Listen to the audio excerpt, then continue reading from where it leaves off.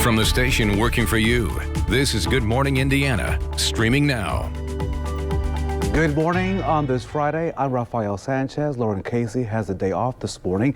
It is race weekend here in the Circle City. Details on that and your forecast are coming up. But first, in the news, as Central Indiana schools reopen and several are handling COVID-19 cases and changing school schedules, from this now comes this from the White House.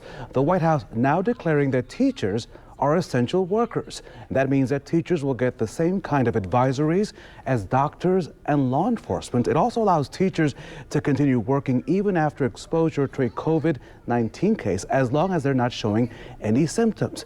The American Federation of Teachers is concerned that that designation could be used to bully educators. Again, it is Friday, TGIF.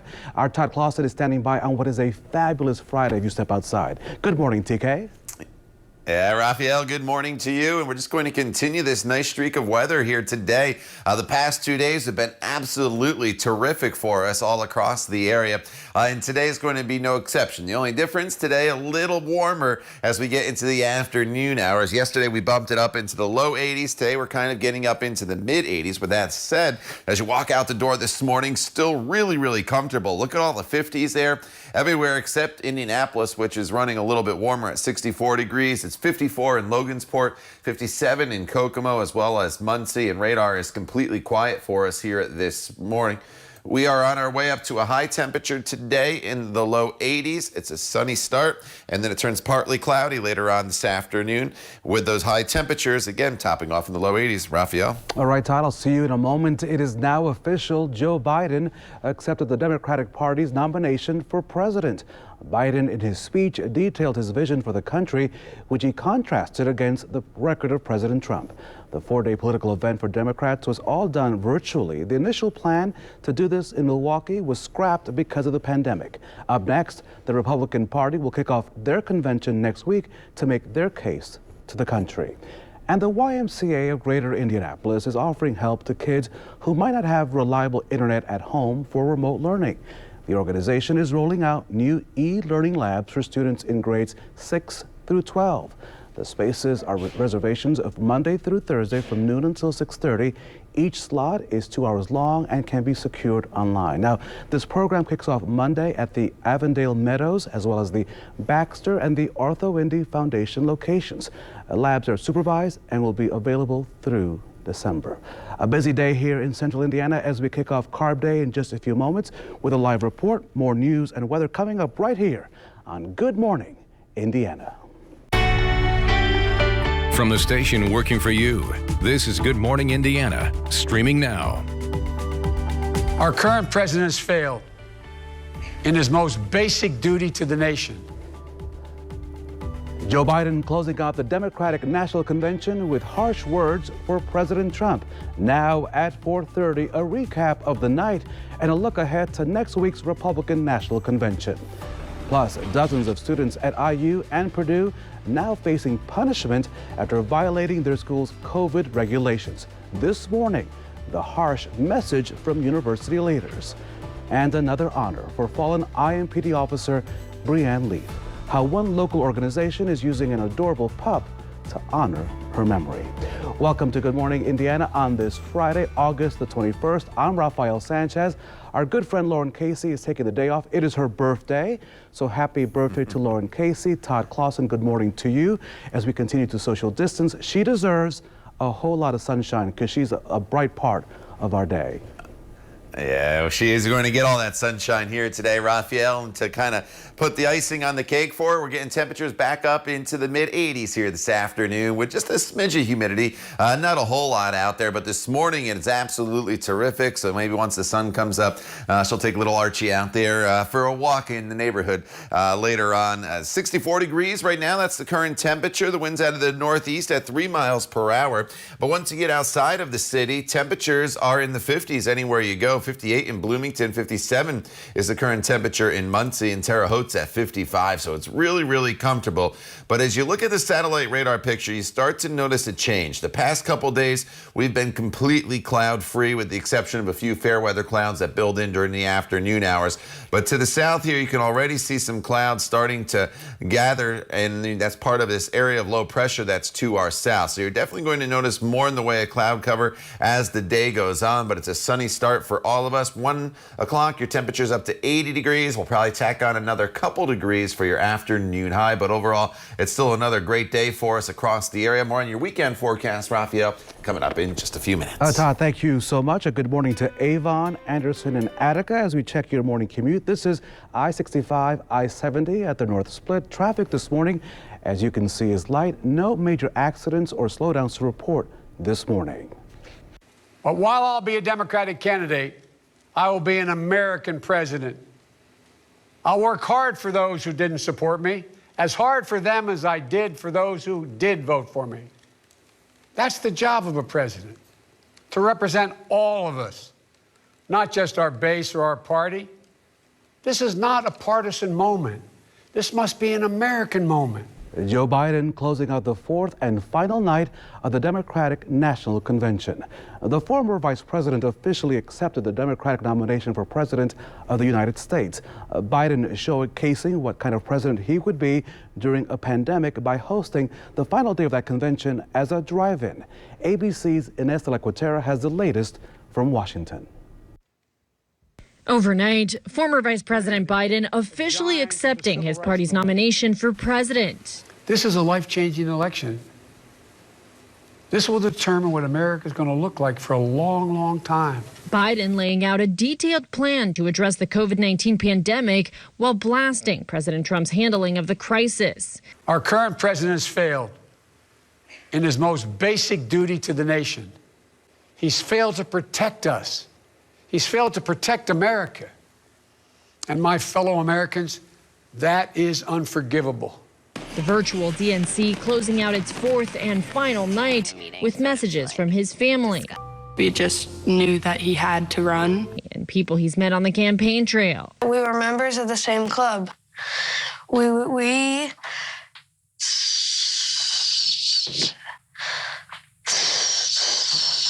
stutter. While also showcasing party unity. All of Biden's primary opponents now throwing their support behind their former rival. Why the hell would we ever rehire Donald Trump for another 4 years? Joe Biden is right. This is a contest for the soul of the nation. President Trump hitting back, blasting the Democratic nominee while on the stump just a few miles from Biden's hometown. He abandoned Pennsylvania. He abandoned Scranton. Republicans will hold their convention next week. President Trump plans to deliver his acceptance speech from the White House. Ines de la Cuetara, ABC News, Washington. Developing this morning, dozens of students at IU and Purdue are facing punishment after attending large gatherings in violation of COVID-19 regulations. In West Lafayette, 36 Purdue students have been suspended following a party Wednesday night at an off-campus residence. In a statement, the university says the students violated the Protect Purdue Pledge passed by the school's trustees back in May in an effort to prevent COVID outbreaks. The students can appeal. And in Bloomington, IU administrators say they're actively investigating a large off-campus student party. IU says the party violated the county and state regulations related to event size, physical distancing, and face coverings. Now, President Michael McRobbie released a statement to the students yesterday saying in part, since the earliest days of the pandemic, you have told us that you want and value in-person, on-campus learning. That means you must follow the behaviors and actions that you agree to by signing the student commitment form. You can read the full statement and follow this story online right now at WRTV.com. Meanwhile, a new study adds to the growing evidence that children and young adults may play a larger role in community spread than previously thought. The Journal of Pediatrics looked at nearly 200 young people, from newborns to 22-year-olds, who were hospitalized or went to urgent care. Researchers found that many carried a viral load significantly higher than hospitalized adults. There have been some studies to show that children from 10 to 19 can transmit to adults as easily as adults transmit to adults. Researchers also implied that schools may have to focus on testing rather than temperature checks because even asymptomatic kids could have higher levels of COVID-19. Taking a look at the latest coronavirus data and its impact on our state, the health department now says that the number of new COVID-19 cases is up significantly, but there are fewer newly reported deaths. 955 new cases of COVID-19 were reported on Thursday. That's nearly double the amount of new cases that was previously recorded. The state says 11,613 more people have been tested positive for coronavirus. That's up from 5,900 new tests Wednesday, which could be part of the reason why new cases spiked so much. The Department of Health confirms 11 new deaths. 2,979 Hoosiers have died since the pandemic began in March. In total, more than 945,000 people in our state have been tested for COVID-19. 8.8% of them tested positive. 2 IMPD officers facing criminal charges are due back in court in November after making initial appearances on Thursday. After the men faced a judge, their attorney defended his clients. These officers took action that were consistent with their police training and procedures, and more importantly, consistent with the law. Officers Jonathan Horlock and Nathaniel Shawwecker are charged in connection to the arrest of 2 women back in May, after the city issued a curfew to curb violence that erupted after those peaceful protests. That video went viral. It shows officers hitting one of the women with batons and pepper bullets. The other was shoved to the ground. Make no mistake, it is law and order that is being prosecuted today, while those who brought destruction and violence upon our city are walking free. We can and we should have important community discussion about law enforcement policies, training, and procedures. But it is wrong to prosecute these police officers when they were simply doing their best to protect our city. Both officers face battery and official misconduct charges. Officer Horlock is also charged with perjury and obstruction of justice. The trial date has been set now for November the 16th. This young pup was named in honor of a Metro Police officer who gave her life in the line of duty. Thursday, Metro Police and the Indiana Canine Assistance Network introduced Breezy, the service dog. Officer Brianne Leith, as you may recall, was shot and killed while responding to a domestic call back in April. Ymca has named several dogs after local fallen officers and service members. What we find in naming a dog in memory of someone such as Brianne is there's a lot of healing that takes place. And the dog is that little four-legged animal that brings change and hope to a lot of people, to the inmates that train the dog, and then to the clients, but also the community. Part of Ymca's program includes training dogs like Breezy at the Indiana Women's Prison right here in Indianapolis. During Officer Leith's career, she worked as a correction officer at the prison. Today, the Postmaster General gets a chance to tell his side of the story. After the break, how he plans to defend himself in front of Congress over changes that he's made to the Postal Service. Plus, another top advisor to the president facing legal troubles. What federal prosecutors say he did, and now his response. But first, let's check in with our very own Todd Claussen with your Friday morning forecast. Good morning, TK. Raphael, good morning to you. The skies are clear right now across central Indiana, but you can see the clouds making their way into southern portions of central Indiana here this morning. That's going to represent a minor change that's going to be heading our way, not only today, but for the weekend as well. We'll talk about that and also some big-time heat that's set to arrive as well for next week. It's all in your 7-day planning forecast. Coming up when Good Morning Indiana continues right here on WRTV.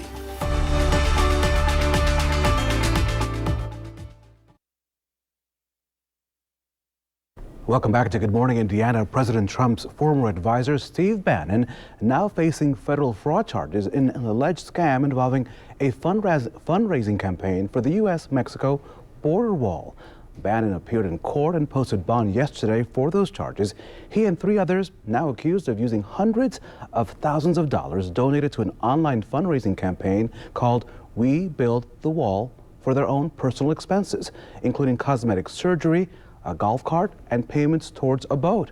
Bannon has pleaded not guilty. President Trump says he knew nothing about the border wall fundraising project and did not know the people involved with it, even though some of his key allies are on its board. U.S. Postmaster General Louis DeJoy testifies before a Republican-led Senate committee today. This will be his first chance to publicly address accusations that changes he's implemented will endanger mail-in voting. John Lawrence has much more. The man responsible for U.S. mail delivery thrust into the spotlight. Postmaster General Louis DeJoy is drawing bipartisan concern over changes put into place since his tenure began in June. He's since promised to pause changes until after the election. The point about the machinery being out exposed to the elements is how difficult it will be to reverse what he's done. Even if there is some commitment confirmed in writing. DeJoy's administration has removed letter sorters, ended overtime pay, and reduced postal operating hours in numerous states.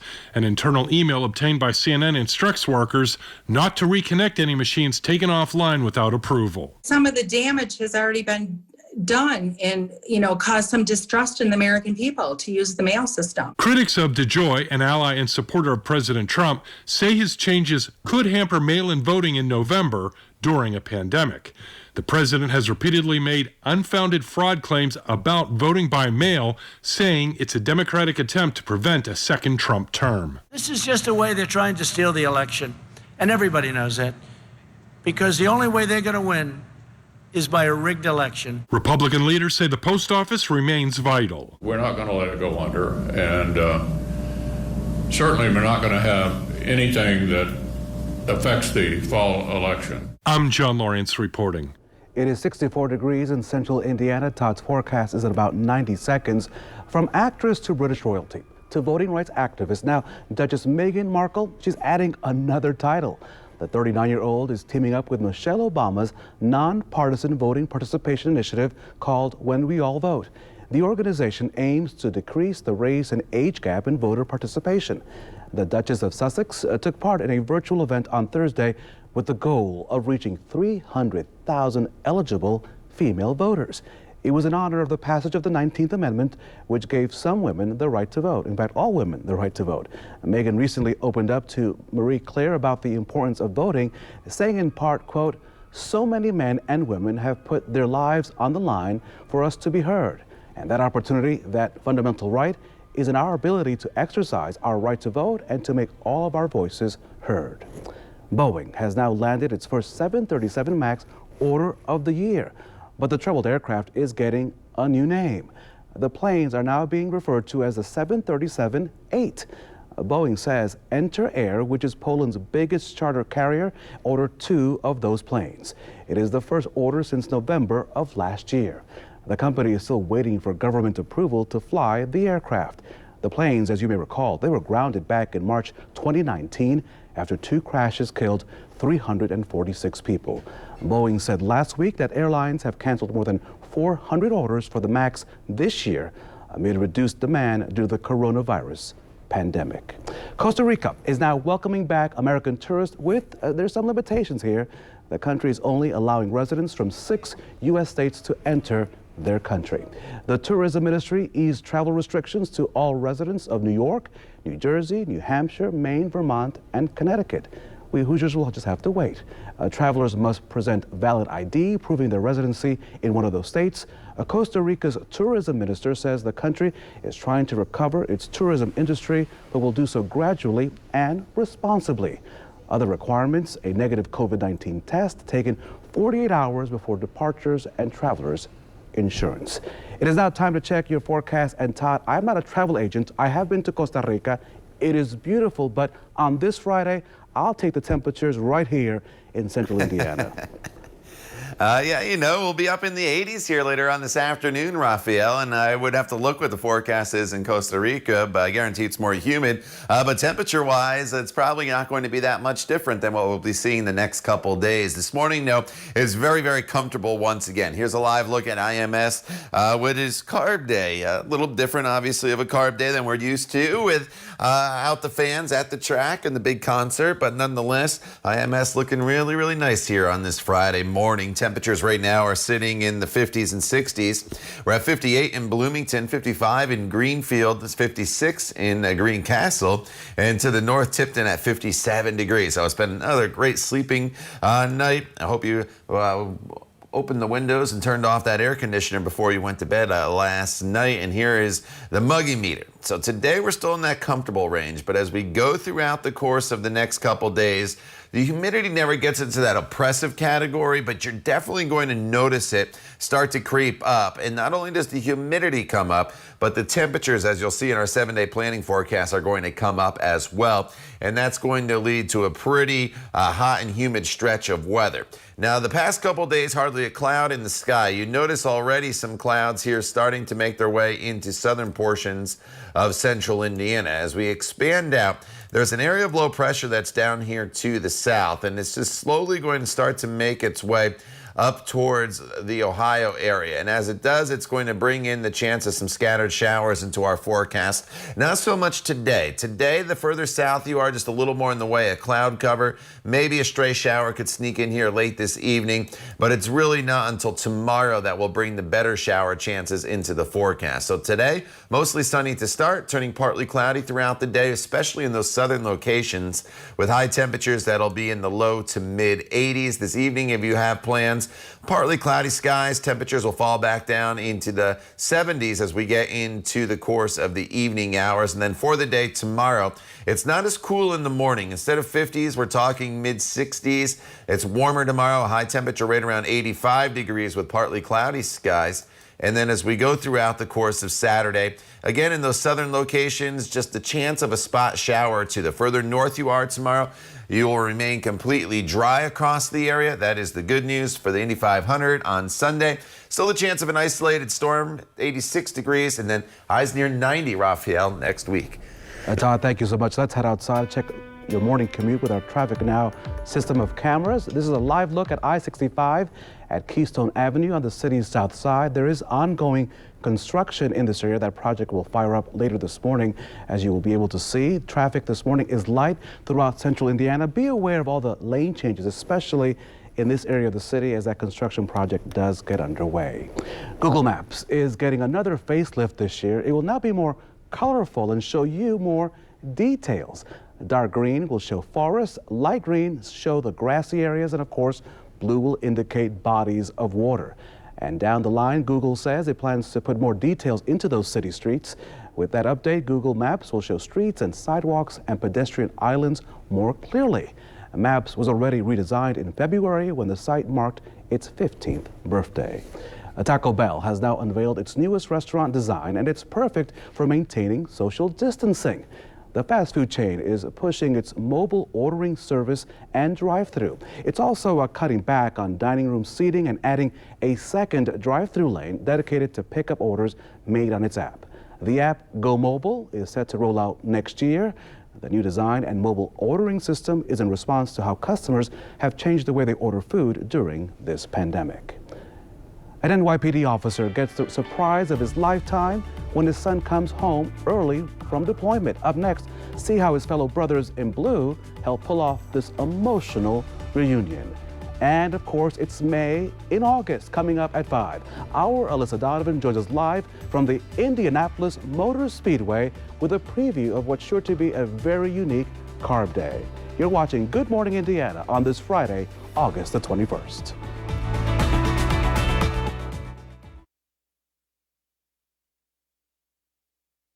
So stories like this never get too old to tell. A returning soldier surprises his dad with an early homecoming. Check this out. Sergeant Harold Murphy is an NYPD officer. He was called back to his precinct to help greet a special visitor. Murphy joined the line of officers to greet the VIP, and much to his surprise, that person turned out to be his son, Officer Ryan Murphy. Ryan has been in Afghanistan all year, serving as a sergeant with the U.S. Army. Check that out. I mean, I could just watch this all day long. He was scheduled to be there for several more weeks, but was able to come home early. What a great reunion between father and son. That hug probably felt like it lasted forever. Don't let go. Hey, Todd Claussen, we don't want to let go of this wonderful forecast. It has been really a great week here in central Indiana. Yeah, it really has, Raphael. Yesterday, another spectacular day with the low humidity and all that sunshine out there. We're going to start to bring in a little more in the way of cloud cover. And when you go from completely sunny to partly cloudy, it's not that bad. 84 degrees today. Tomorrow, a few spotty storms in southern locations. And then next week, we bring in the heat and humidity with highs near 90 degrees.